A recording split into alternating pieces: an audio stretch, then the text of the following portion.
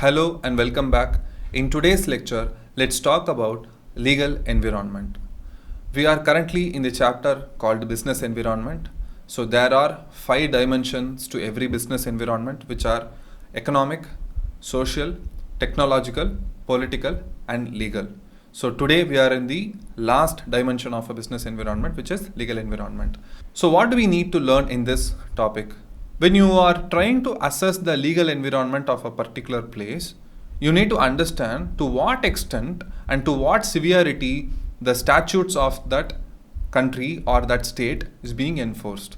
Or to put it in simple words, how many total legal regulations or how many total laws are there in that country. So you have to make an assessment.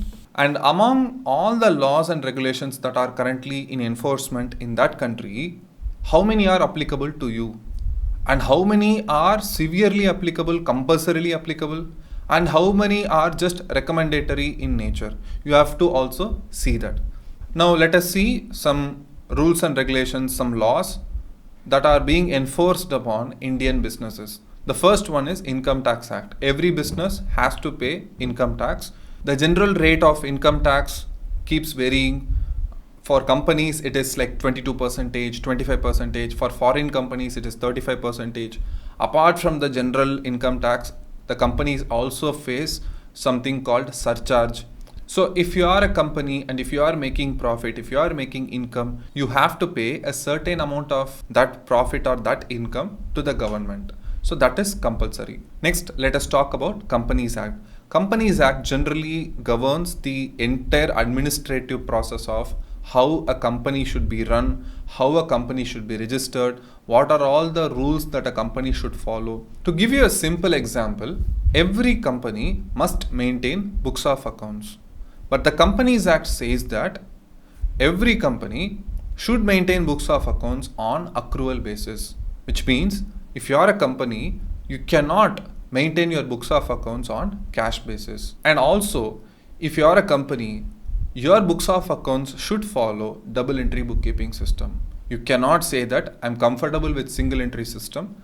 Let me keep my books of accounts under single entry system. You cannot say like that. If you say like that and if you practice that, you are already violating the Companies Act. So that's how the Companies Act works. This is just an example for you. Now let us talk about GST Act. In India, if you are doing services, you can do a turnover of 20 lakhs. If you are doing only up to 20 lakhs, you are not needed to register under GST, so you don't have to charge GST on your invoices. But let us say you are a person who provides services. Let's say you are an interior designer, or you are taking classes, or let's say you are a doctor. You are providing some service and your annual turnover is more than 20 lakhs. Then you have to get registered under the GST Act. And you should start charging GST on the invoices that you charge to your customers, and you have to pay that amount to the government.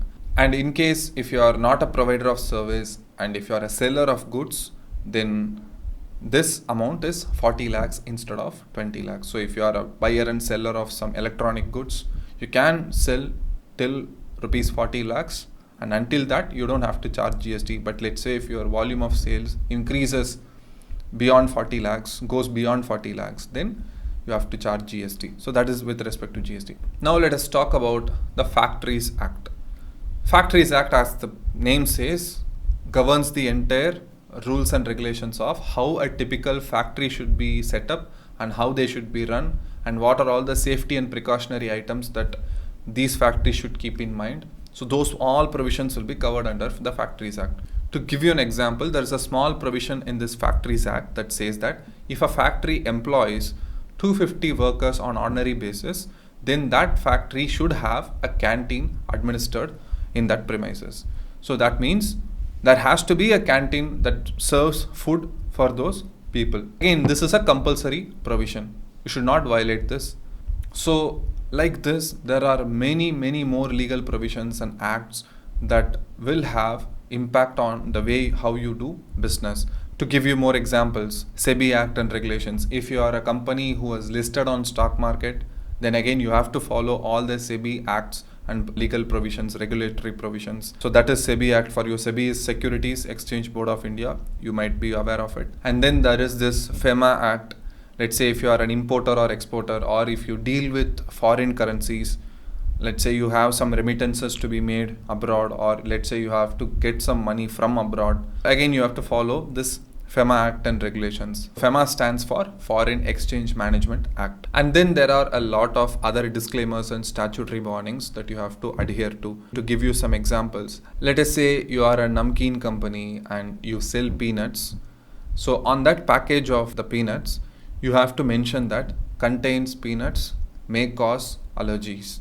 So you have to give that. If you have seen any package that has some peanuts or other nuts in it, you can see the ingredients of that package, and below that there will be a small warning given that contains peanuts or contains cashew nut or contains almonds, may cause allergies. You have to give this warning because there are a lot of people who get allergies when they consume nuts. And there are some obvious examples. Let's say if you are selling any nicotine based product, or if you are selling alcohol, you have to mention that in your package that it contains alcohol, it contains nicotine, it is not good for health, it is injurious to health. All those things you have to mention, which you might have already seen in many places.